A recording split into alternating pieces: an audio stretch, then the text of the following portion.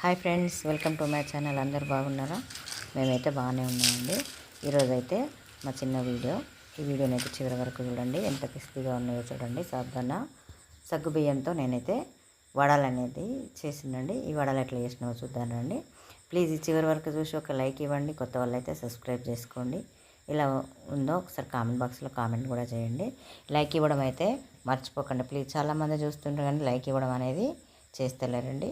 Like మాత్రం ఇవ్వండి. అయితే దీనికి నేను ఒక గ్లాసు సాధారణ బియ్యం సగ్గు బియ్యాన్ని తీసుకొని దీన్ని మంచిగా 2 సార్లు శుభ్రంగా కడుక్కొని నానబెట్టుకోవాలి. దీనిలకు ఒక 2 గంటలు నానాలి. అయితే ఈ కడిగి నానబెట్టుకున్న తర్వాత దీనిలోకి ఏ గ్లాస్తోనైతే మనము సగ్గు బియ్యాన్ని తీసుకున్నామో అదే గ్లాస్తోని కొంచెం చిక్కటి చల్ల కానీ లేకపోతే పెరుగు కానీ ఉంటే దీన్ని ఇట్లా కలుపుకొని ఒక గంట సేపు అయితే నానబెట్టుకోవాలి.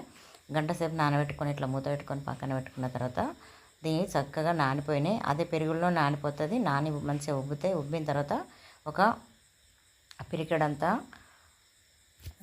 మనకు ఒక టీ గ్లాస్ అంతా శనగపిండి, అలాగే టీ గ్లాస్ అంతా గోధుమ పిండి అయితే వేసుకోవాలి. నేనైతే చేతితోని ఇట్లా వేసుకున్నా. అలాగే ఒక పిరికెడాన్ని ఒక పిరికెడు పల్లీలు, ఇవి పల్లీలు మనం చట్నీకి వేయించుకునేటప్పుడు నేనైతే కొన్ని తీసి పెట్టుకున్న పల్లీలు, అలాగే ఒక 2 పెద్ద సైజు ఉల్లిగడ్డలు అయితే తీసుకొని సన్నగా తరిగి పక్కన పెట్టుకున్నామండి. ఇవన్నీ మంచిగా ఈ సబ్దానికి పట్టేటట్టు కలుపుకోవాలి. అలాగే దానికి పచ్చిమిర్చి వేసుకోలేదు. నేను పచ్చిమిర్చి వేసుకున్నా కూడా మనము కొంచెం మిరపపొడి అయితే వేసుకోవాలి. అలాగే దీనిలో కొంచెం పచ్చి కొత్తిమీర పొడి, కరివేపాకు, తగినంత ఉప్పు వేసుకొని దీన్ని మంచిగా ఇట్లా ఉప్పు కారం పట్టేటట్టు కలుపుకోవాలి. అలాగే కొంచెం జీలకర్రను కూడా వేసుకొని దీన్ని మొత్తాన్ని మిక్సీ చేసుకొని, ఎందుకంటే ఉప్పు కారం ఉల్లిపాయలు అన్నీ మనకు ఉప్పు కారం పట్టేటట్టు ఈ సగ్గు బియ్యం కూడా దీనిలో కలిసేటట్టు దీన్ని మంచిగా చేతితోని కలుపుకోవాలి.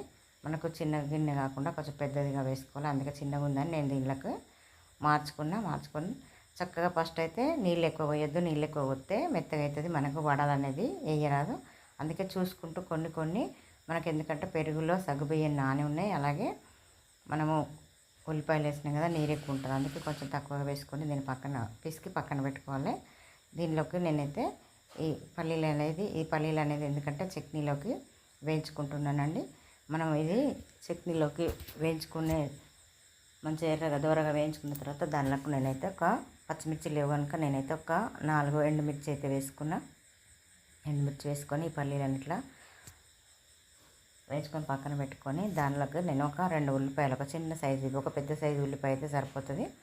ఈ ఉల్లిపాయలను కూడా నేను నూనెలో ఫ్రై చేసుకొని అంటే కోలించుకొని పక్కన పెట్టుకొని దీనిలోకి కరివేపాకు, అలాగే కొంచెం పసుపు, కొంచెం కారం కూడా సరిపోదని నేను కొంచెం కారపొడి అయితే వేసుకున్నానండి. దీన్ని కల్లేమాకు మంచిగా ఫ్రై అయ్యేంత వరకు నూనెలో వేయించుకోవాలి.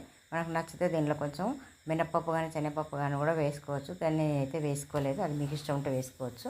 ఇలా కారపొడి పసుపు వేసి అన్నీ ఒకసారి నూనెలో ఫ్రై అయిన తర్వాత తీసి పక్కన పెట్టుకొని ఈ పల్లీలతో పాటు దీన్ని మిక్సీ పట్టుకోవాలండి. ఎందుకంటే నేను ఆ పిండి నానాలని చెప్పి నేనైతే ఇవి పట్టుకున్నా. ఇది కొంచెం కచ్చపక్క దంచుకున్నా, ఎందుకంటే ఇవి కచ్చపక్క దంచుకున్న తర్వాత నేనైతే మిక్సీలో వేసుకున్నా. అప్పుడు కరెంట్ లేదు, వస్తుందో రాదు అని చెప్పి నేనైతే దీనిలో ఇట్లా దంచి తర్వాత మిక్సీలో వేసుకున్నా. నేను కొంచెం దంచిన తర్వాత కరెంట్ అనేది వచ్చింది, అందుకే ఇది కూడా వీడియో ఇట్లనే ఉందండి. దంచి పెట్టుకున్న తర్వాత దీన్ని మనం మిక్సీ వేసుకోవాలి.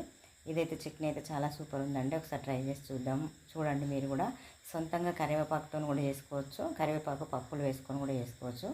దీన్ని ఈ మిక్సీ పట్టుకొని అయితే పక్కన పెట్టుకొని తర్వాత నేను తాలింపు అనేది వేసుకున్నా. ఎందుకంటే అంతలోపు ఈ పల్లీలు చల్లగైతాయని నేను మళ్ళీ దీన్ని వడలు అనేది అయితే వేసుకొని పెట్టుకున్నా. మీరు ఇంకా కొంచెం చట్నీ ఎక్కువ కావాలనుకుంటే పల్లీలు కూడా ఎక్కువ వేసుకోవచ్చు. దీనికి తగినంత ఉప్పునైతే వేసుకొని మిక్సీ పట్టడానికి పక్కన పెట్టుకున్నా. ఇప్పుడు మనము ముందుగా రెడీ చేసి పెట్టుకున్నాం కదా, ఈ చట్నీ అయ్యేంతలోపు నేను పొయ్యి మీద ముక్కుడు పెట్టి ఆయిల్ అనేది పోసిన. ఈ నూనె అనేది వేడయ్యేలోపు చట్నీ పట్టుకొచ్చుకుందామని ఇప్పుడు ఇట్లా మన చేతికి కొంచెం తడి చేసుకొని లేకపోతే ఆయిల్ కానీ వేసుకొని మనకు నచ్చిన సైజులో చిన్నగా అంటే చిన్నగా, పెద్దగా అంటే పెద్దగా, మరీ పలచగా కాకుండా మరీ మందం కాకుండా, ఎందుకంటే దానిలో మనకు ఉల్లిపాయలు సగ్గుబియ్యం ఉన్నాయి కదా, మనకు అవి బాగా పలచగా రావు. ఇట్లా నేనైతే చేతి మీద ఒత్తి వేసుకున్నా. మీరు ఏదన్నా కవర్ కానీ క్లాత్ మీద కానీ మనం చేసుకోవచ్చు. నాకు స్టవ్ దగ్గర ప్లేస్ ఎక్కువ లేదని నేను ఇట్లా చేసుకున్నా. అయితే వీటిని వేసినాక వెంబడే మనము కదపొద్దు. ఒక 2-3 నిమిషాల తర్వాత మనము ఒక చెంచాతో కానీ లేకపోతే మనకు వేరే జాలిగంటతో కానీ తీసేసుకొని 2 సైడ్ల మంచిగా ఎరుపు రంగు వచ్చేంత వరకు వీటిని మంచిగా ఫ్రై చేసుకోవాలి. కొంచెం తక్కువ ఎక్కువ వేసుకోవాలి. స్టవ్ వేసుకొని మనం వడలు అనేటివి వేసుకోవాలండి. అంతే పల్లీల చట్నీ కూడా మిక్సీ పట్టుకున్న. ఇవి అయిపోయాక ఇదే మూకుట్లో నేనైతే ఈ చట్నీ అనేది కూడా ప్రిపేర్ చేసుకున్నా. తినడానికైతే చాలా సూపర్గా వచ్చినాయి. నేను ఒకటే వాయి చూపించిన, ఎందుకంటే వీడియో పెద్దగా అవుతుందని. అన్నీ కూడా మనం చేసినన్ని కూడా ఇట్లా చేసుకొని తింటే చాలా సూపర్గా ఉంటాయి. Thank you for watching.